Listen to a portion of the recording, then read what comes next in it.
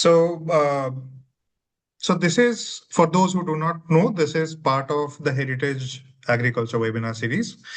It's part of a project that is funded by the Asia Foundation, and we are implementing this with AGRI Technologies. The whole effort of the project is, is there a need for a separate category called heritage agriculture? Is there need to look at produce which has a higher inherent value, which is not rice, wheat, or sugarcane, etc. So, is there need to have a separate policy targeted at promoting these ingredients both in domestic and international markets? So the first one we did was was with a chef Sabi, and the effort was to understand how the hotels and restaurants and the chef community can help in promotion of these ingredients the same way that we see them promoting, let's say, California almonds or Australian lamb, etc. So what will it take to get Indian niche produce on the table? The second one is equally important. And I'm glad, I hope you have read Shwetashree's bio. If you haven't, she's a friend, but I think I need to thank her for taking time out to be on this webinar, because I could not think of a better person. And the entire team, we scoured through and we were like, okay, now who do we get to talk about GI? And so Shwetasree, I'm not going to read out the entire bio, but she is probably the most prominent. I think her bio says female face, but still, I think the most prominent face in IP law in India, has represented a lot of commodities, a lot of critical cases, and I think what we needed for this is also somebody with international exposure. Shwetasree is part of WIPO, and I think you speak at global forums. So there is an understanding of also global use cases, which we will discuss later today. So we have 6 questions. We will wrap it up in around 25 minutes and then open for audience questions. Shwe, anything I missed out? No, thank you very much, Om. Absolute pleasure to be here. Particularly on the GI side of things, it's kind of been a passion project. I've been trying to encourage a lot of communities, especially on other kinds of products, textile heritage products, to try and get GI registrations and to actually be able to fully sort of monetize GIs. So I think this is a very timely conversation, and I'm delighted to be a part. Thank you. So in the interest of time, I think I'll start with the first one. So that is still, it's been 2 months of field work in multiple value chains and speaking to a ton of people, and there is still a lot of confusion on people who know. There are a lot of people who do not know what geographic indication means. Half the times when I say GI, they think I'm talking about GM crops, and I'm like, no, I'm talking about GI.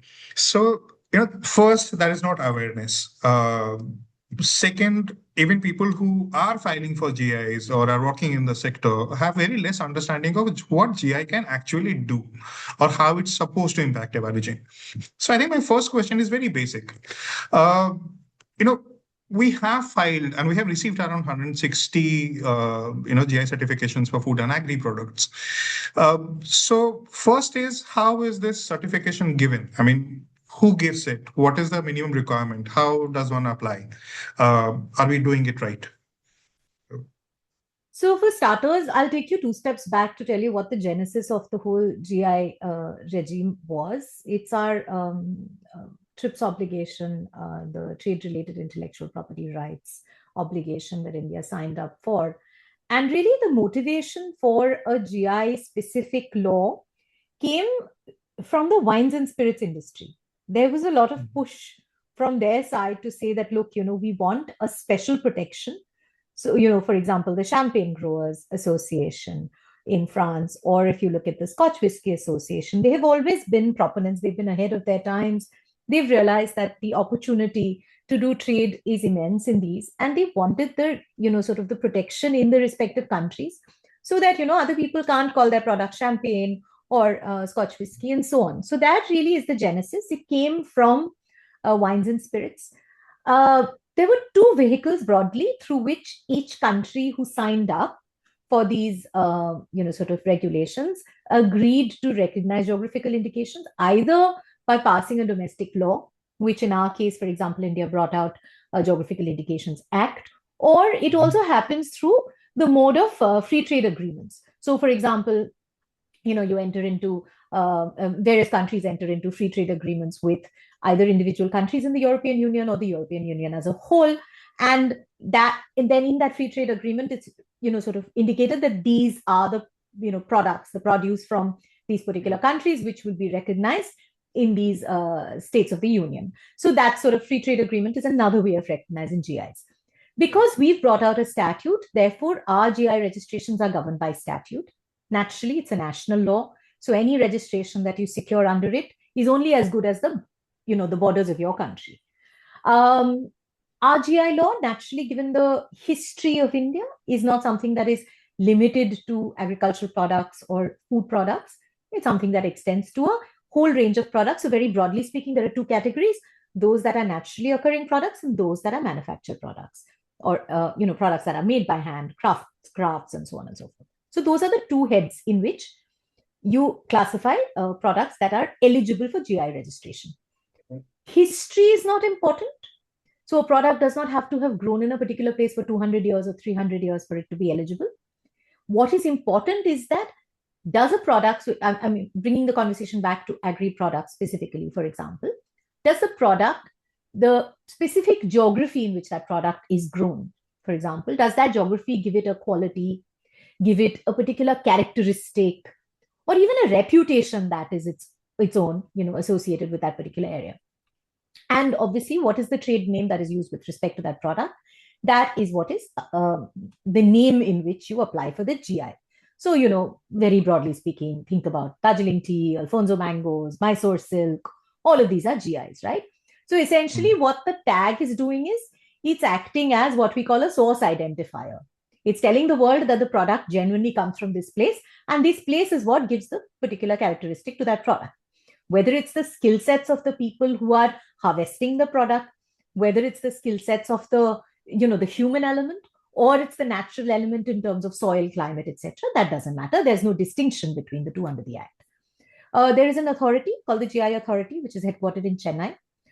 They accept applications. When you file it with the GI registry, you give what is called a statement of case, where you elaborate on these conditions that I was talking about, which associate a product to the place. They examine the application. They check that the link is actually there. You have to give a map showing the entire region where the product is found. You lay down standards to identify the product. And then once they accept it, it is published. A 3-month period is available in which people can object to the registration. They can say, no, this particular product grows in a bunch of places. It doesn't actually have these characteristics or whatever. And on that basis, if there are no objections, it proceeds to be registered. Now, who can apply is very interesting, because it actually needs an association of persons to apply. The law recognizes the fact that the person who's applying is actually not the person using the product. It's actually an association of users or an association of producers of the product who are applying for it.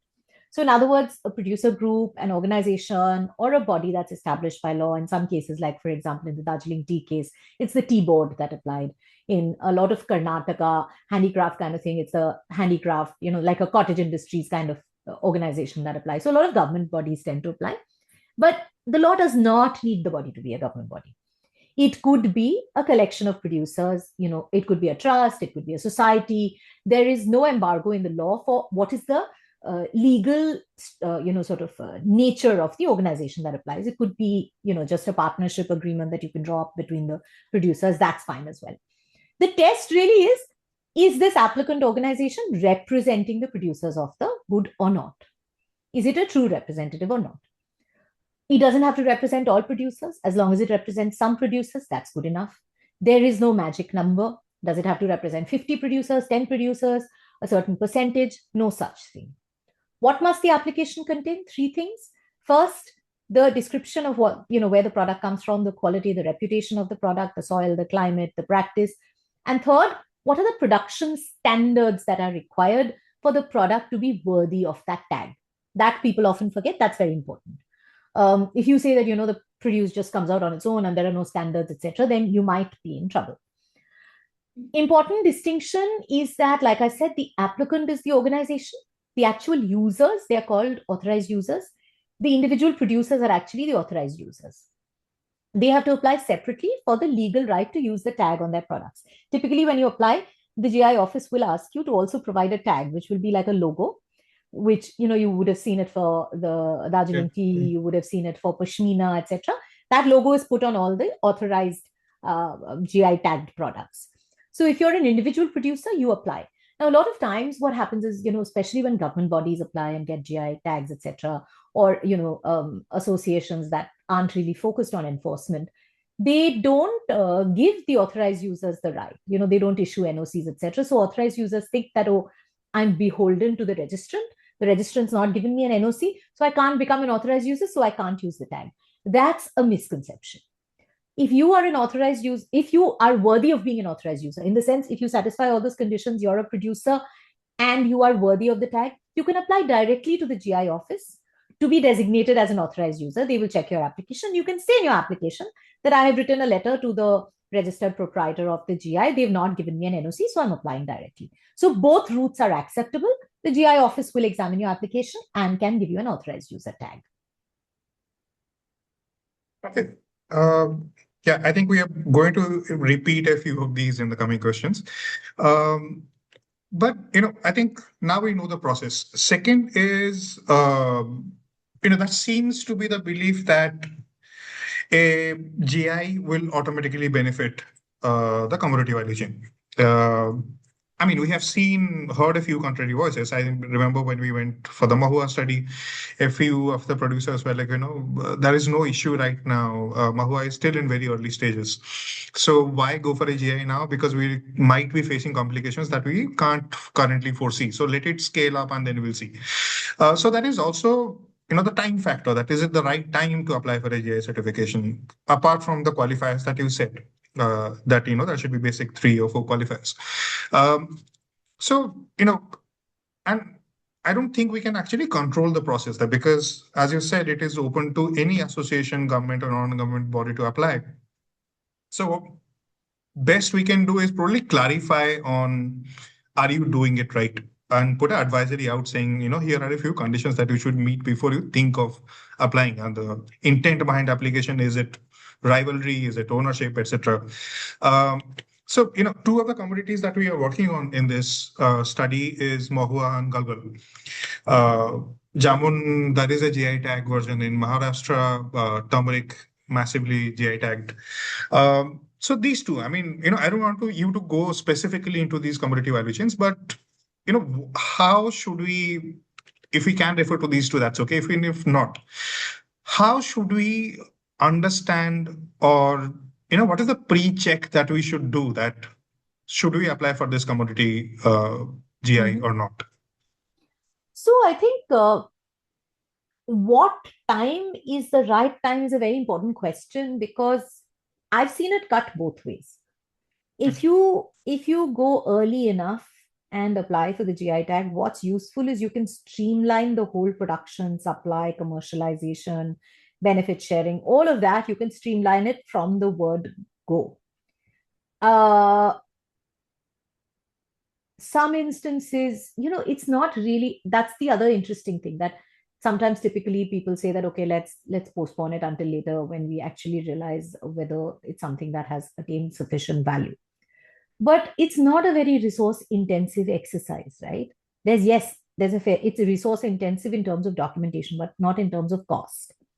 So logically speaking, while I can understand somebody saying, oh, it's very expensive to get, say, a patent on something, and so I want to postpone an exercise of whether I want to get a patent for later, I don't see why for a GI you need to park that until it is commercialized. Because what happens is, what you can't foresee today may quite happen to you, in the sense that, there may be unauthorized commercialization. There may be traders who come and captured the market, right? Then how do you, and, it's always when it's a new product and you're looking at it through the lens of a consumer, it's easier to train a consumer to say, this is what you should be looking out for when you're buying this product. Retraining is much harder. So a consumer gets used to buying products from traders, commercial products that they develop a certain amount of brand loyalty to. And then 5 years down the line, you tell them, no, that product that you created brand loyalty for is actually a product that you shouldn't be buying because that is not GI tagged. Instead, you should be buying my product. Consumer will say, okay, what's the value you bring? All those questions can be obviated if at the beginning itself the commercial value proposition is built around the GI tag. So I think that is something worth remembering. Obviously, you'll have to, the first most fundamental legal question you need to ask yourself is there a quality or characteristic attributable to the product that is tied to a specific place? That is your foundational question, right? If the same product can happen equally well anywhere and there's nothing special that is being attributed to the product from that particular place, then your GI case is weak, because you do have to make a case for what are the specific characteristics from that place. Second, identifiable producer community. Often producers are very ad hoc, they are not organized. So you'll have to get them together. You have to have the wherewithal to be able to create a producer community or an organization, right, in order to be able to apply. Market threat is something that can happen in any product the moment it gains commercial sort of value, and therefore I would think that market threat is something you should anticipate rather than wait for. And I think the question that you need to ask is the market willing to pay a premium for an authenticated product? Are you able to build a market that is willing to pay a premium? And I think that if you can answer that question in the positive, then definitely you have a case for making a GI. Is it distinctive enough to be defended, right? So if you look at, for example, Galgal, going back to your example, and I think Galgal and Mahua are two very interesting counterpoints to look at. So Galgal, for example, being a hill lemon, it is identifiable in Uttarakhand and Himachal Pradesh, right? So it's a strong case because inherently anyone who buys the product knows that there is a distinct aroma, there's a flavor that is tied to the altitude, the soil of that belt, right? So regionally also that recognition is there. Producer community is identifiable, definitely recommended. Mahua is a little bit more complex because Mahua is also linked to, first of all, it's a forestry, right?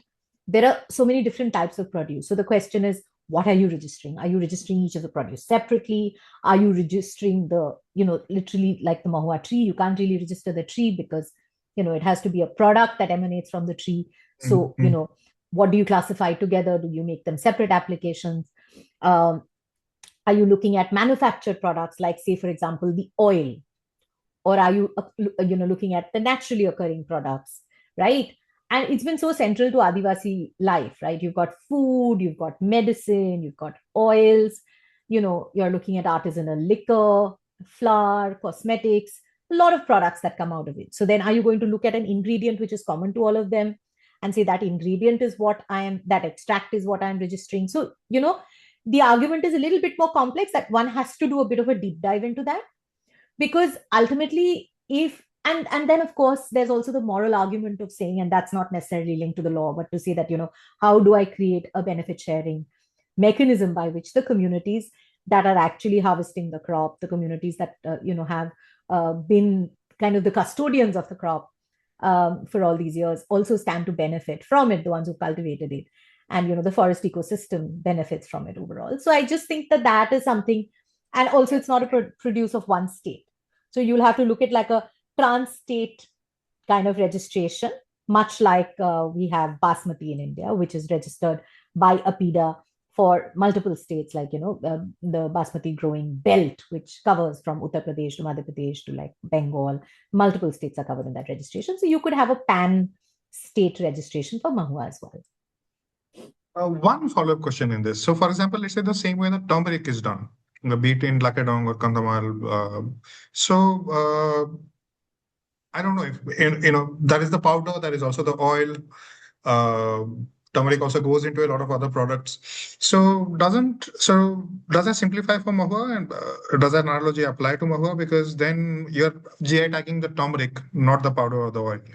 You could. I mean, like I said, you'll have to be able to identify. See, what happens is you'll have to preempt and identify all the possible produce that comes out of it and the likely applications to ensure that someone doesn't sort of, circumvent it and go and get a registration for something different, which is born out of Mahua. So certainly you can, but you have to think about also the possible extracts, the possible ways in which it is exploited, and what can come out of it. Those are instances you'll have to give in the application. But yeah, those are the kind of granular things that one can get into once one actually starts doing the application process.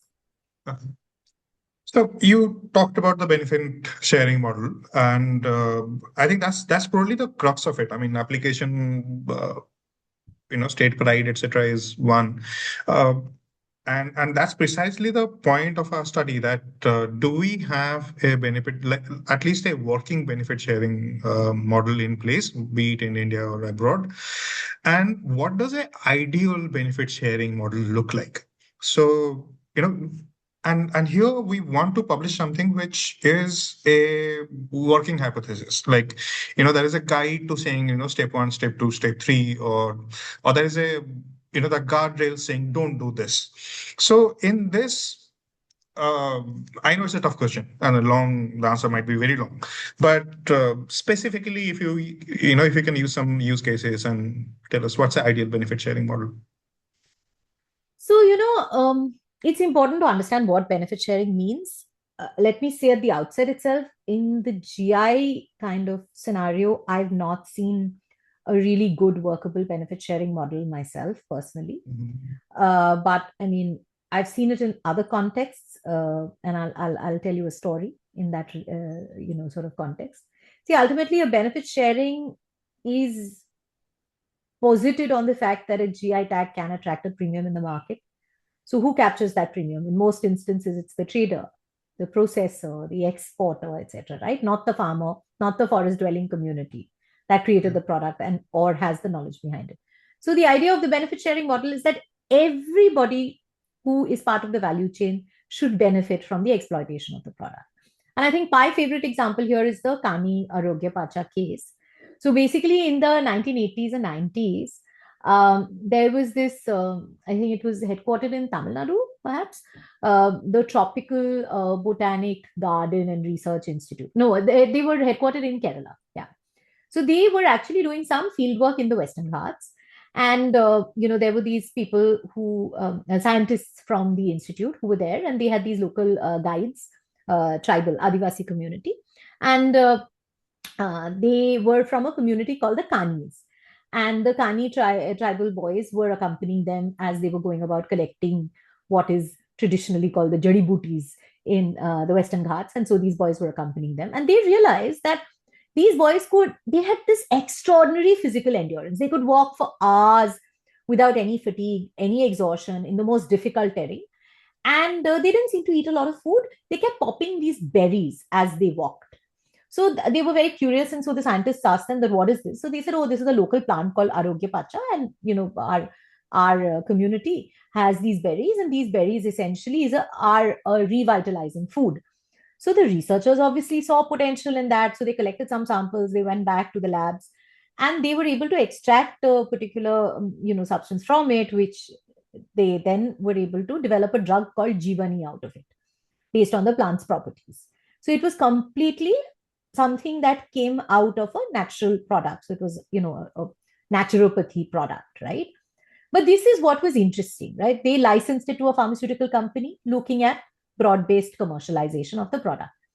But the head of the institute was someone who was a very fair person. And he said that, look, we shouldn't simply take the knowledge and commercialize it.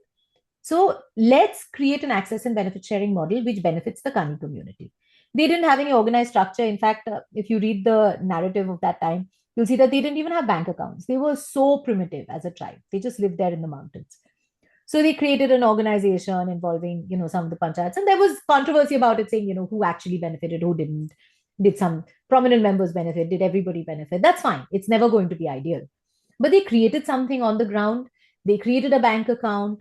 They gave them a 50% share of all commercialization, of all profits. And that was really the first ever recorded. And think about 80s and 90s, right? This is the first ever recorded benefit sharing model, albeit under the Convention on Biological Diversity, because under that convention, if you take Indian extracts of indigenous plants and you send them abroad, like in the form of even finished products, you need to take permission of the National Biodiversity Authority, etc. So there was this potential for commercializing abroad, etc. So for the whole thing, for the whole structure, they made an MOU and they said all profits, 50% would be shared, with the Kani tribals. So that's a very, very interesting kind of model. Of course, you've got more, what should I say, commercial models, like I said, with the champagne growers and in the wines and spirits examples, or cheeses and things like that. You see a lot of examples in Europe, etc., of similar models that exist. So what do you need? What are the elements that you need to make a benefit sharing model work? Clear identification of knowledge holders. You need a legal vehicle for the community, a trust or a cooperative or whatever, registered institution. A clear structure of how the royalty is going to flow. Some amount of autonomy for the community in controlling decisions. A well-structured equity mechanism within the community, who will get what depending on their role in the process. Perhaps even non-monetary benefits, not just cash, in terms of access, infrastructure, market linkages, healthcare, whatever. Grievance and exit mechanism as well. What happens if the community no longer wants to give you the produce, right? There should be an exit mechanism for them as well. And some kind of linkage to documentation. And this is very important because we have this wonderful initiative that is not being updated in recent years, as far as what I'm told, that is called the Traditional Knowledge Digital Library. And the Traditional Knowledge Digital Library had been created during all those, basmati turmeric controversies where people were applying for patents in the US for turmeric properties and things like that. So this was created at that time to say, okay, let's find one central repository where we can put all the indigenous knowledge in, so that you can anticipate whenever someone files for a patent or whatever, and it's something that is based on our indigenous knowledge, we can object to that patent on that basis and ensure that no one ends up getting a commercial monopoly. So that Traditional Knowledge Digital Library was a great repository for all of these products and the knowledge associated with it. And that really is a great way to also then ensure that the community knowledge remains within the community. Problem in the legislation is that the GI Act does not talk about benefit sharing at all. So the rush under the tag, the government's also making its checking boxes, making numbers, is to say only that, oh, let's get so many GIs. But what are you going to do with them? My favorite example is of, when you're on the street and this dog is running to catch your car, right? It chases your cars. Dogs chase your car. What is the dog going to do if it catches your car, right? Is it going to drive it, right? So the point is, nobody's talking about when you get the GI tag, what are you going to do with it? There is no model. There is no benefit sharing. There's no royalty mechanism. There's no redressal mechanism. There is no GI authority to decide disputes. So today, if for example, someone infringes my GI, I have to go to court and file a civil case for infringement of GI. So, these are things that they are work in progress. So we keep adding on the GI registrations, but we don't have a mechanism for enforcement of all of this. So everything that happens has to be in the voluntary domain. One follow-up question in this. Now that we don't have a template, sometimes it's, even if you copy, sometimes you should be just thankful that you don't have to reinvent the wheel. But here it seems we have to. So if we have to design something from scratch, at least put it out saying this is what it looks like. Whether we achieve it or not is another case. Who should bear the brunt of this operation? Should it be a commodity association? Should it be the government? Should it be the agriculture ministry? Where should it be parked ideally? I really think that it should be a community-owned initiative. Okay. Because I think one of the biggest challenges that I've seen, when I was talking about get this rush to get GIs, I've seen the difference in enforcement between GIs that are held by government bodies versus GIs that are held by private associations, private organizations. When it's held by government bodies, you're really beholden to whoever is sitting, whichever bureaucrat is sitting in the seat at that point, to actually get things moving.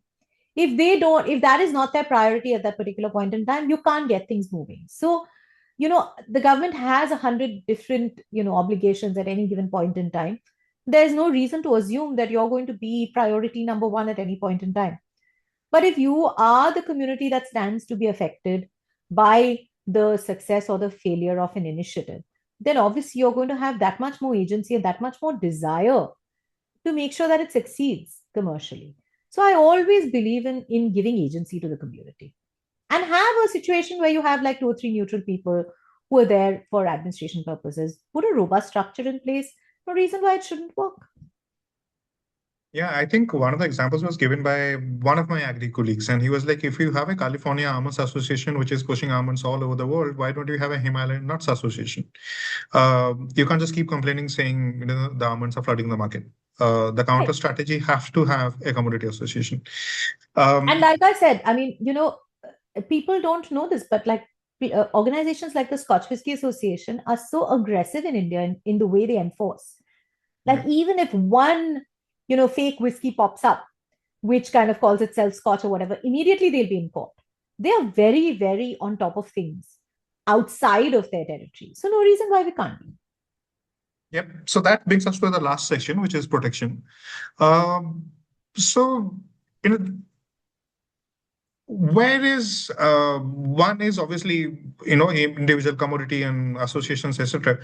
But as a nation with so many unique products, where is India on this? Do we have the machinery, the tool, the bandwidth to implement this IP protection? Yeah. Absolutely. I mean, if you look at the GI registry, for example, it's a functioning institution. They're actually really good at what they do. They have about 600 geographical indications, one of the largest national GI portfolios in the world, right?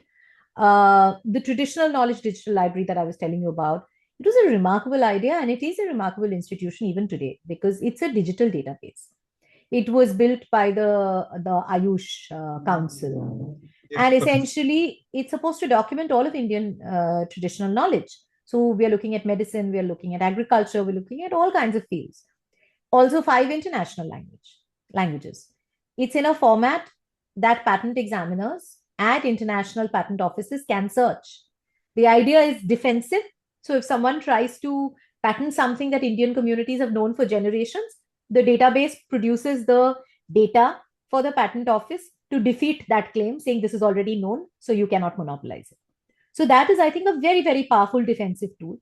It has been used till date. Our traditional knowledge digital library has been used to block or revoke over 200 patent applications at the European Patent Office and the United States Patent Office. So that's a very highly unappreciated, underappreciated achievement that people don't know too much about. Even your Biodiversity Act that I was talking about, that, like I said, it has a framework for access and benefit sharing. That, this whole National Biodiversity Authority that exists, the whole idea is that commercial use of biological resources and traditional knowledge is something that should generate benefit for the communities of origin. That's the principle. And that's why under the National Biodiversity Authority, you have to take permission every time you want to commercialize something, right? Then even under Indian custom rules, I mean, we don't have GI included in customs. We've got trademarks included currently, but we could potentially, that is something that's worth, doing some advocacy or lobbying around to say that, please let's also include GI in the list of intellectual properties that are there for border protection, to say that whenever there are imports or there are exports that are happening from India with a false GI mark, customs can stop it. So that's something that is worth doing a little advocacy around. Also, we've got, there's no GI enforcement authority. Like I said, our courts are pretty good. And whenever you file a suit for GI infringement, courts are normally responsive to it. In fact, recently, on behalf of the Bidriware, Bidriware has a GI. Bidriware from Telangana has a GI.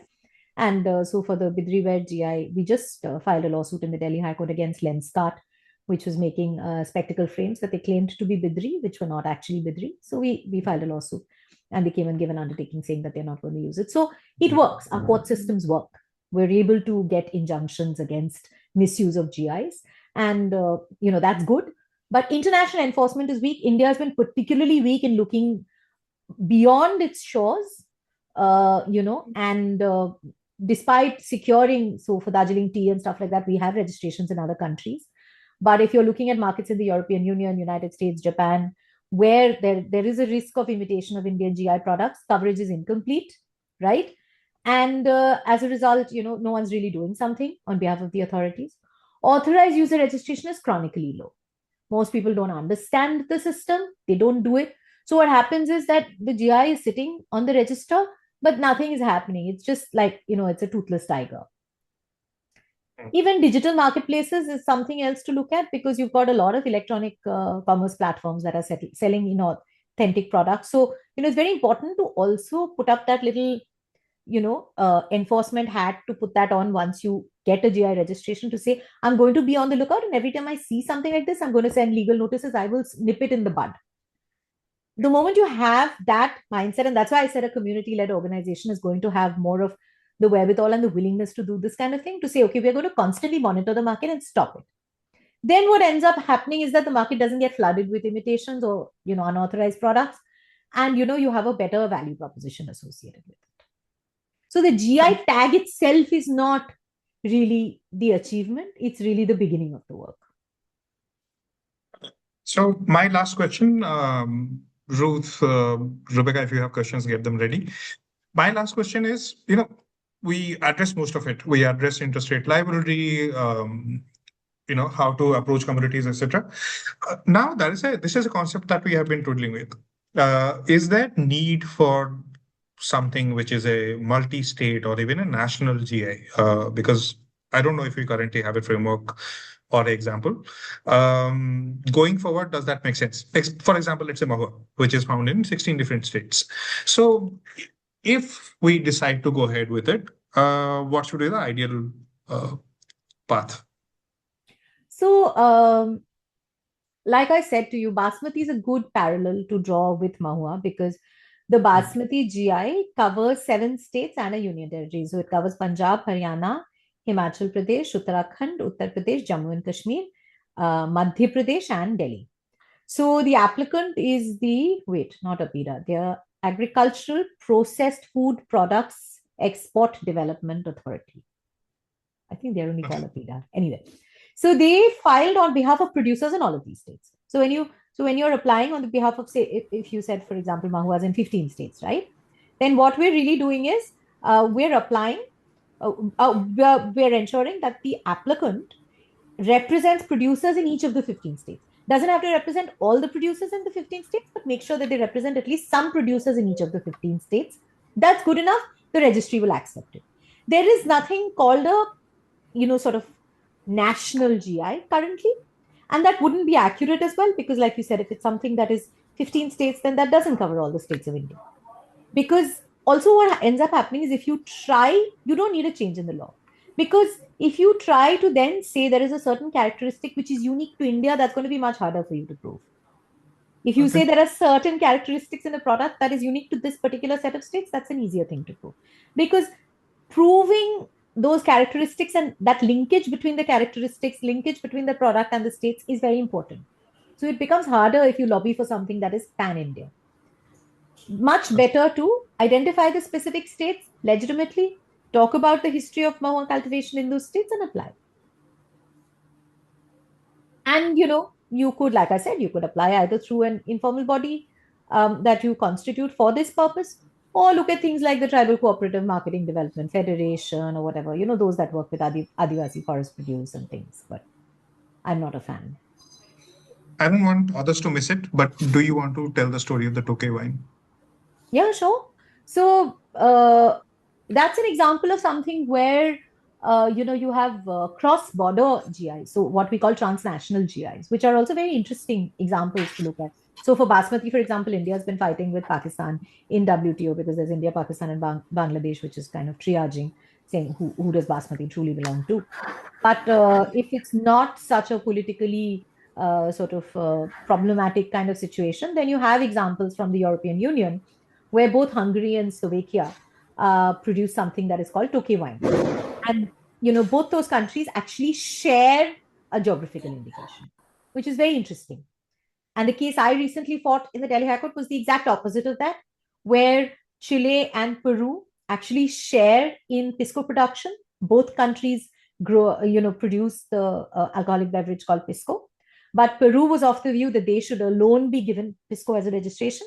Chile was happy to say that, look, either we share it and both countries can be given pisco as a transnational GI, or you call yours Peruvian pisco, I call mine Chilean pisco.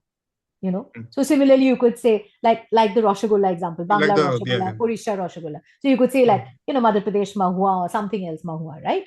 Or, we have examples like Kosa in terms of fabric, to say Chhattisgarh Kosa and Madhya Pradesh Kosa. So examples are there where you've got different states appended to the, name. It's possible. So because Peru fought and said, no, we won't share pisco with Chile, then the court said, okay, let it be Chilean pisco and Peruvian pisco. So that solution is also possible. Okay. Any questions, Manoj, Rebecca, Ruth?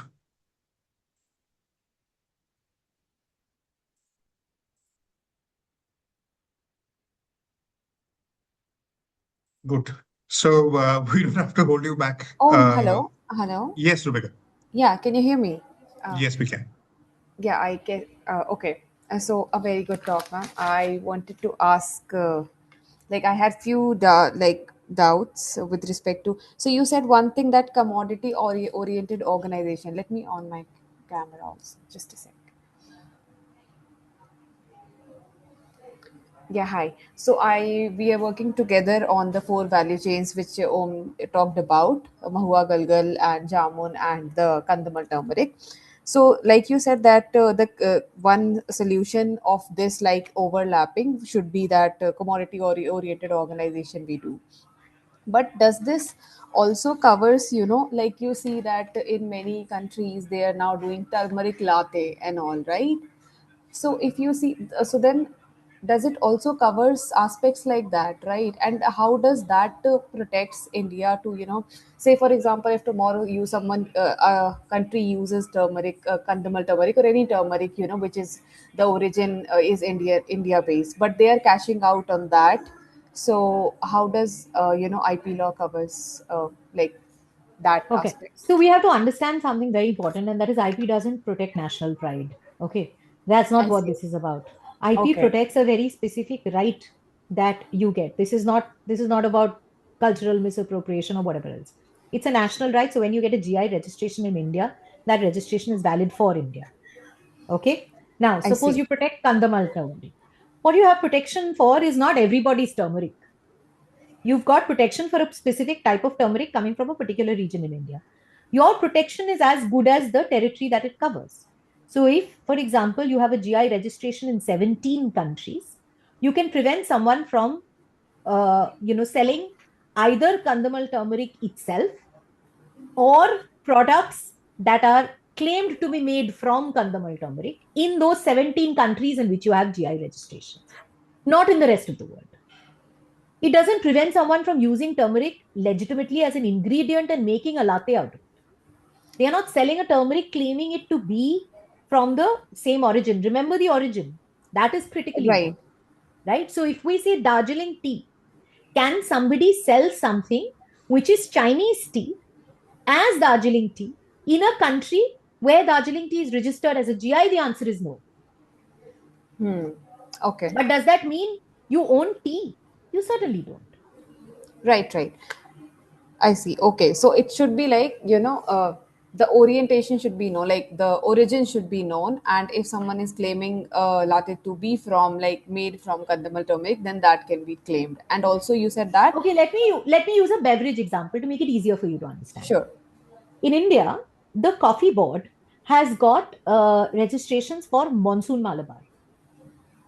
So Okay. Monsoon Malabar coffee is a GI tagged coffee. So what happens when Starbucks and other international chains? It's become this, this indicating the origin of your coffee is a trend, right, globally. Hmm. So everybody, when they make their coffees, all the big cafe chains indicate whether it's Ethiopian coffee or it's Kenyan coffee, right? So if they sell a particular product as Monsoon Malabar coffee, they will have to take permission and give back to the community. So it is then a licensed user. Okay. And if you look up, you will see Starbucks is selling Monsoon Malabar coffee. So they have an arrangement with the coffee board. They are giving royalty to the coffee board for the right to use the Monsoon Malabar name. I see. Okay. Okay. So So, long as it is not fraudulent, right? I mean, Yeah. so So the I think point that's is, the, yeah. that is how you create a value chain. Hmm. right. So I have just one more question. Yeah, yeah, sure.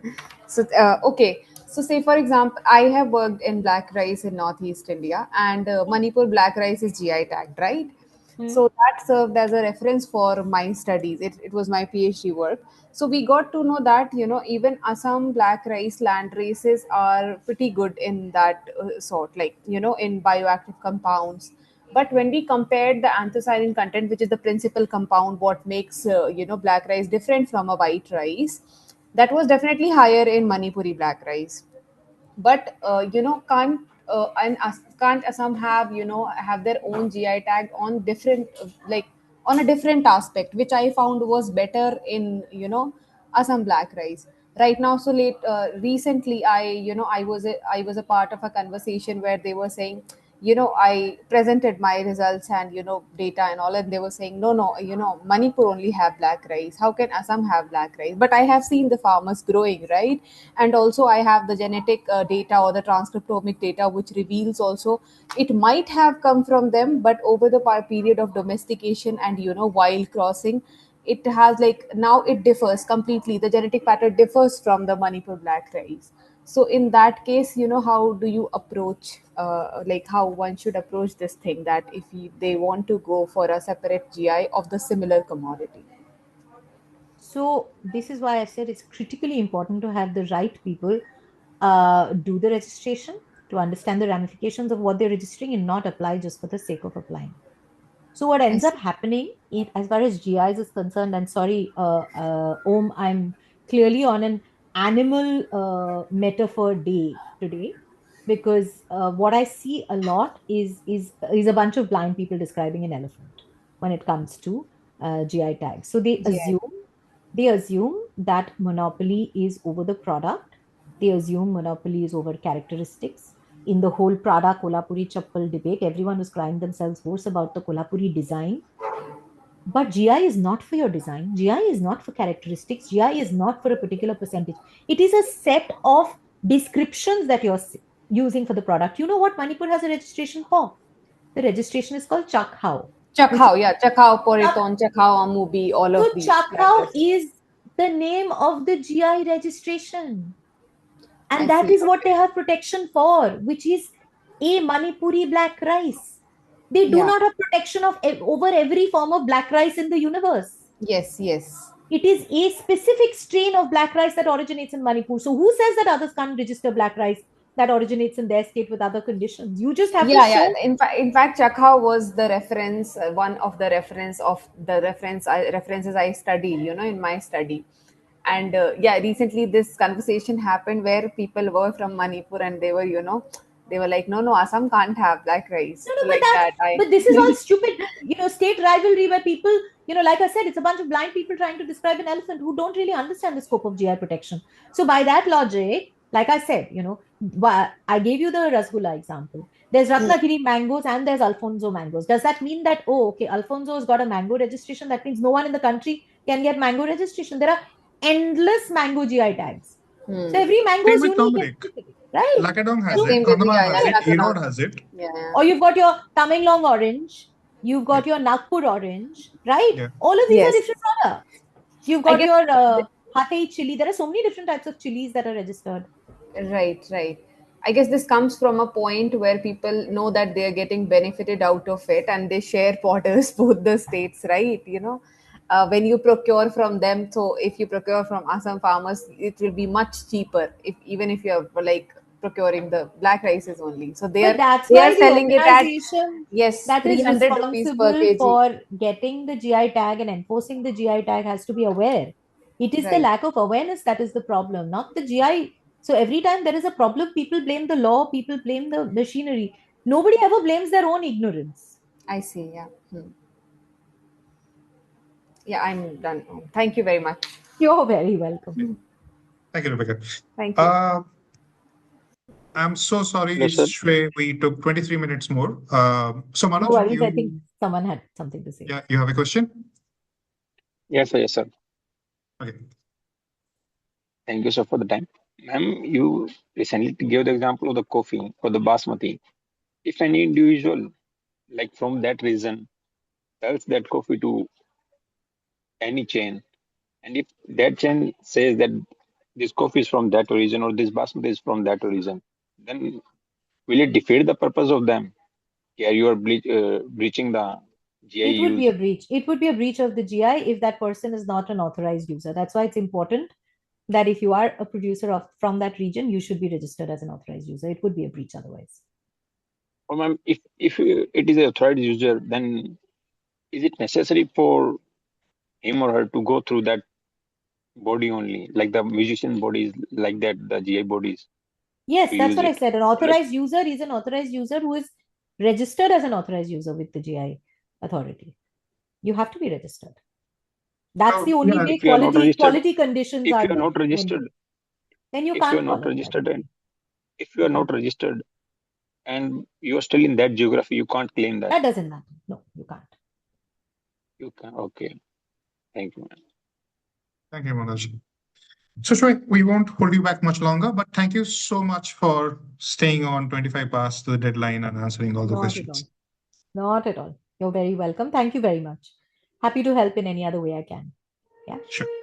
Yeah, Thank you, thank Shwe. Thank you, you. everyone. Thank you. Bye.